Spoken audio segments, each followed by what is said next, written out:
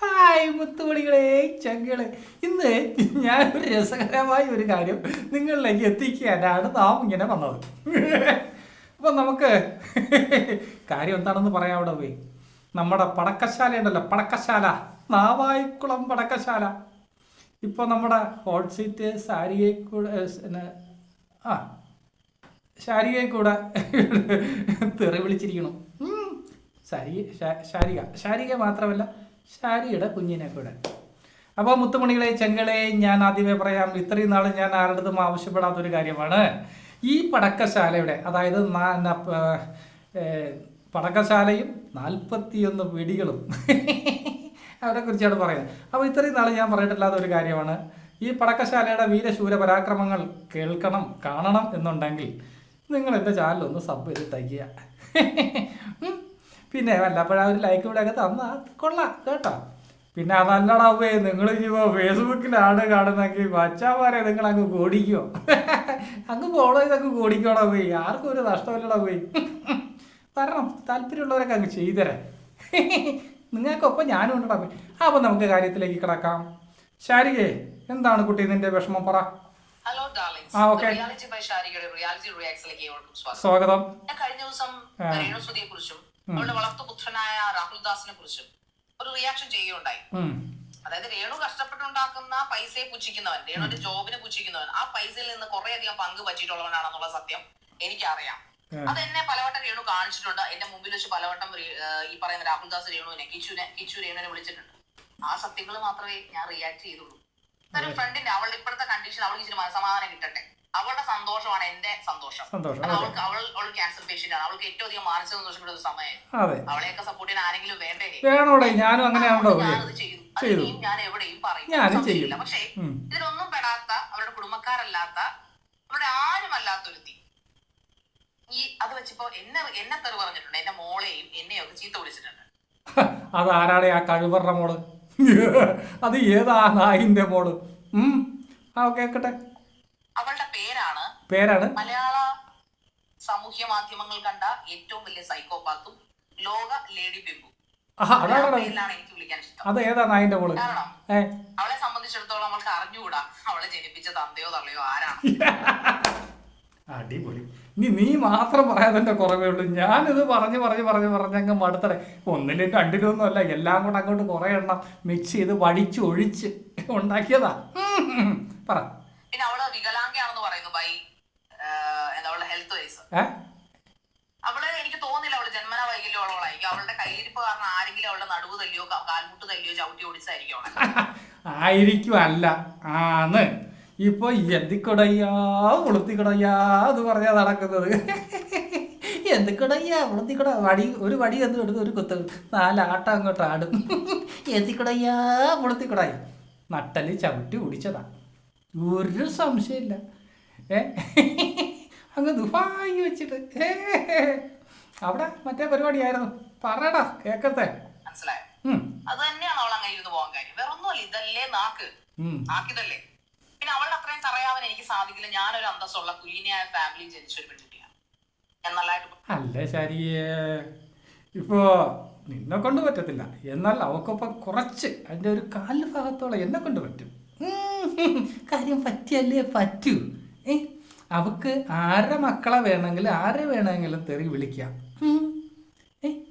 അവള് ആർക്കും മിണ്ടാൻ പറ്റത്തില്ല. അവള് മറ്റേ കോപ്പലെടുത്ത മറ്റവളാ. ഞാനവക്ക് കല്യാണം ആലോചിച്ചിട പോയി. അപ്പോഴത്തേക്ക് ഒരു സൈഡ് കൊണ്ടൊന്ന് തേഞ്ഞ് കുളം കംപ്ലീറ്റ് തേഞ്ഞു പോയെന്ന് പറഞ്ഞു. പിന്നെ ഞാൻ പണ്ടാളൊക്കെ അതിനങ്ങ് വിട്ടു.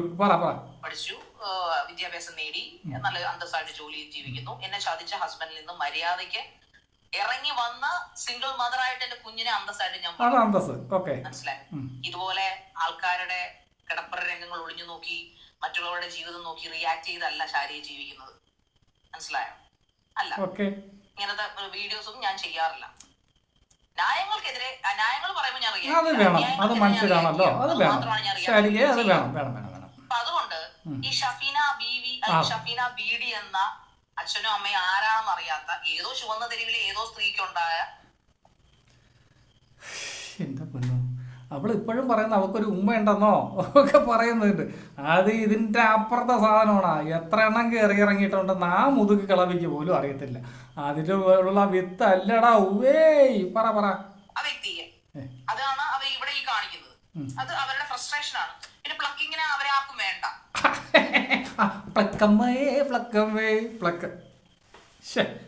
ശാരിക അങ്ങനെ പറയരുത്. ആയത് കാലത്ത് കുറെ പ്ലക്കിയതാണോ വേ. ഇപ്പൊ ആ ചട്ടുകാലം ആയതിനു ശേഷം ആണടാ ഇച്ചിരി ആർക്കും വേണ്ടാതായത്. പറ എവിടെ പറ. അതുകൊണ്ടാണ് അവർ പ്ലക്കിങ്ങിനെ കുറിച്ച് എപ്പോഴും പറയുന്നത് ഇരിക്കുന്നത്. കാരണം നോർമലി ഒരു പുരുഷന് ഒരു സ്ത്രീയോട് തോന്നുന്ന ഒരു കാമ പരവേശം ഷഫീന ബീഡിയെ കാണുമ്പോൾ ഒരു പുരുഷന് തോന്നുന്നില്ല. ഇവൻ എന്തിന് ട്രാൻസ്ജെൻഡേഴ്സിന് പോലും തോന്നുന്നു എനിക്ക് തോന്നുന്നില്ല.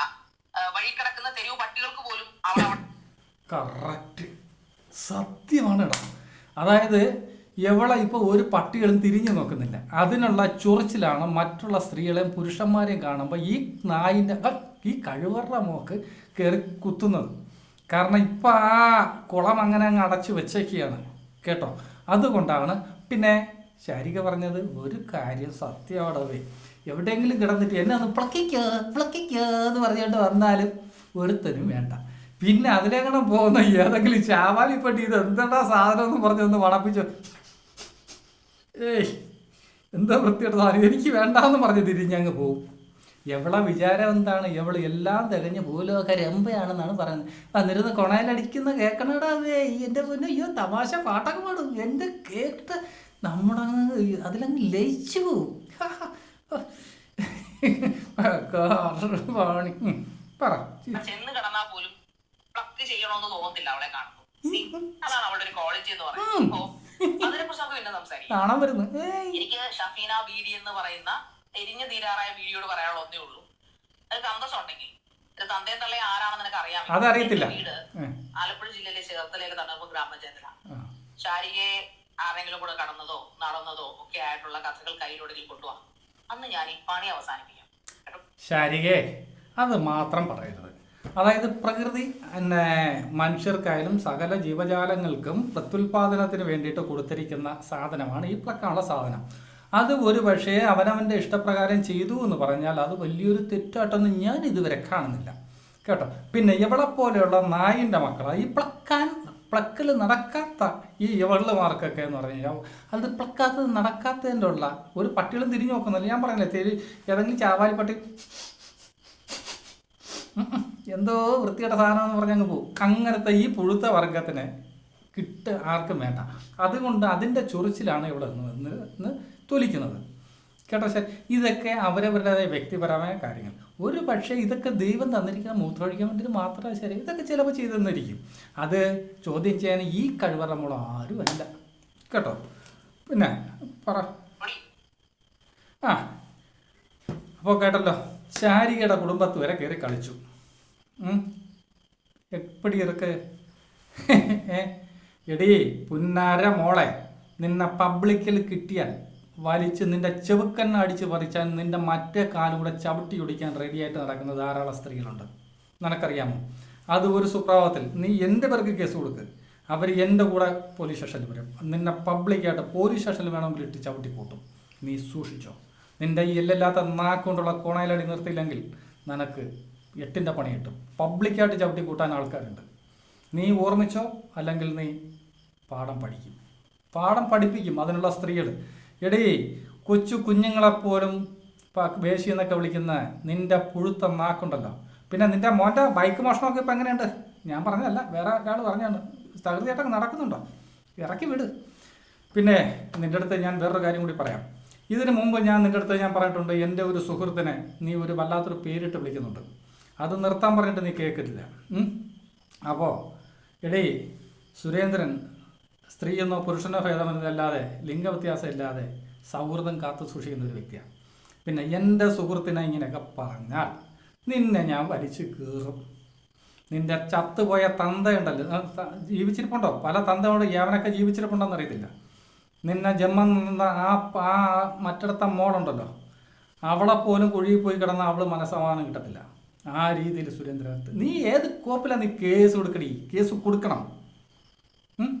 നീ കേസ് കൊടുക്കണം. ഞാൻ സൗഹൃദത്തിന് വില കൊടുക്കുന്ന ഒരു വ്യക്തിയാണ്. അപ്പം നിൻ്റെ അടുത്ത് ഞാൻ പറഞ്ഞു, നീ കേൾക്കത്തില്ല അല്ലേ? എടീ പടക്കശാലേ, ഈ ദൈവം തമ്പുരാൻ എൻ്റെ മുമ്പ് പ്രത്യക്ഷപ്പെട്ടിട്ട് എൻ്റെ അടുത്ത് ചോദിക്കുകയാണ്, സുരേന്ദ്ര, നീ സൗഹൃദങ്ങൾക്ക് മൂല്യം കൊടുക്കുന്ന ഒരാളല്ലേ? നിന്റെ ഫ്രണ്ടിനെ ഇങ്ങനെയൊക്കെ വിളിക്കുന്നത് കേട്ടിട്ട് നീ അടങ്ങിയിരിക്കുമെന്നാടോ എന്ന് ചോദിച്ചാൽ ഞാൻ അദ്ദേഹത്തിൻ്റെ അടുത്ത് എന്ത് മറുപടി പറയും?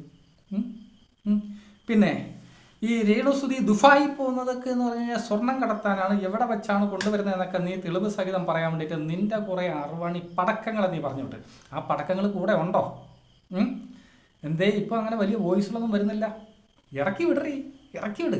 അവളുമാരും കേൾക്കണം ഈ എൻ്റെ സുരേന്ദ്രൻ്റെ വീഡിയോ. നീ കാണും, എനിക്കറിയാം കേട്ടോ. അപ്പോൾ അവളുമാരും കാണണം. പടക്കശാലയിൽ 41 വെടികളും ഈ ചെറിയ വെടി മുതൽ വലിയ വെടി വരെയുണ്ട് കേട്ടോ. പടക്കശാല നീ സൂക്ഷിച്ചോ. എന്തിക്കൂടയ്യാ പുളുത്തിക്കൂടയ്യാ കള്ളാറുവാണി നായിൻ്റെ മോള്, നിന്നെ ഇനി ചീത്ത വിളിക്കാൻ കൊച്ചു കുഞ്ഞുങ്ങൾ മുതൽ എത്ര എണ്ണോടി നാണവും മാനവും ഉളുപ്പുണ്ടോ വന്നിരുന്ന് കുണയിലടിക്കുന്ന നീ വലിയ പിന്നെ നിന്നെ ഇത്രയും നെഗറ്റീവ് ആക്കുന്നത് ആരാണെന്ന് എനിക്കറിയാം. ആ ടെക്നിക്ക് ഞാൻ പറഞ്ഞു തന്നാൽ ചിലപ്പോൾ നീ അത് കേട്ടിട്ട് ചിലപ്പോൾ കുറച്ച് കഴിഞ്ഞാൽ നമുക്കിതുപോലെ വല്ലപ്പോഴാക്കി എനിക്ക് ഓരോ പാർട്ടായിട്ട് എടുത്തിടാൻ സംഗതികൾ കിട്ടണം. നിൻ്റെ കൂടെ നിൽക്കുന്ന, നിന്നെ സബ് ചെയ്യുന്നവർ, നിൻ്റെ ലൈവിലൊക്കെ വന്നിരുന്ന് കുണയിലടിക്കുന്ന ആൾക്കാരാണ്. അത് 100% എനിക്കറിയാം. ഞാനും ലൈവ് നടത്തുന്നവനാണ്, ലൈവിലിരിക്കുന്നവനാണ്. എൻ്റെ അനുഭവം എനിക്കറിയാം.